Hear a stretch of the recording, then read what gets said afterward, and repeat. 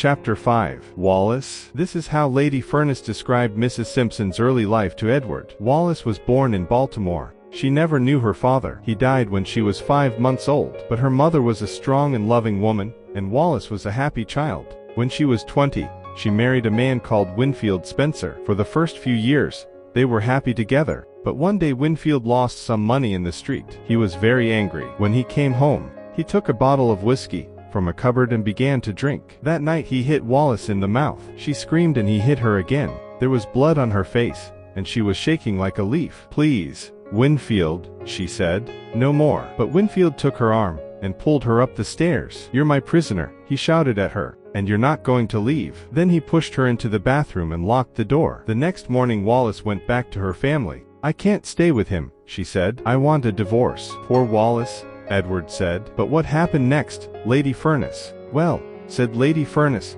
"a few months later, she met a fine man called Ernest Simpson. He's quiet, but interesting. They got married and they now live in a beautiful flat in the center of London." "And are they happy?" asked Edward. Lady Furness looked at the prince and smiled. "I don't know, sir," she said. "I don't know." During the next 2 years, the prince saw Wallis once or twice a week. They had the same friends, and they often met at parties. Mrs. Simpson knew a lot about life, Edward once said. She loved books, food, people, and travel. She was very beautiful and her eyes were full of fire. She was friendly and easy to talk to, and, after a while, I opened up my heart. We had no secrets. I told her everything, and that's how it all began. His eyes were always sad, Wallis said about Edward. And sometimes he looked like a child, so young, so quiet, so weak. He had no real friends. Perhaps people were a little afraid of him, but he was a warm and kind man. When he talked to me, I felt my heart jump. I wanted to be alone with him, but I knew that wasn't possible.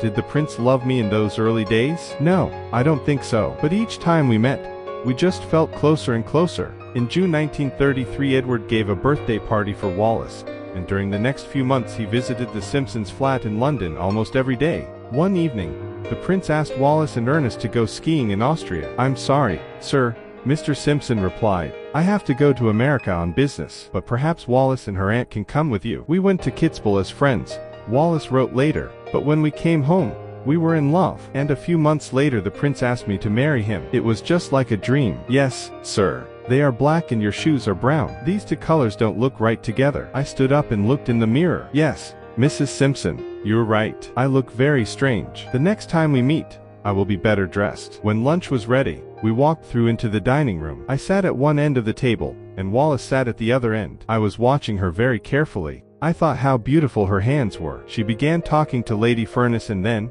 a few minutes later, she turned and smiled at me. I felt very happy. After lunch, Wallis came over to say goodbye. "My husband and I have to leave now, sir. We're going to another party in London." Wallis Simpson. She was very beautiful and her eyes were full of fire. I wanted to speak to her, but I could not find the right words. I don't know why. We shook hands and Wallis walked away. I went into the next room and sat down near Lady Furness. "Tell me about Mrs. Simpson," I said. "What would you like to know?" she asked. "Everything," I said. "Then perhaps, sir, you would like to walk in the garden. We can talk more freely there." We stood up and left the house by the back door. We walked slowly through the trees, and Lady Furness told me about Wallis.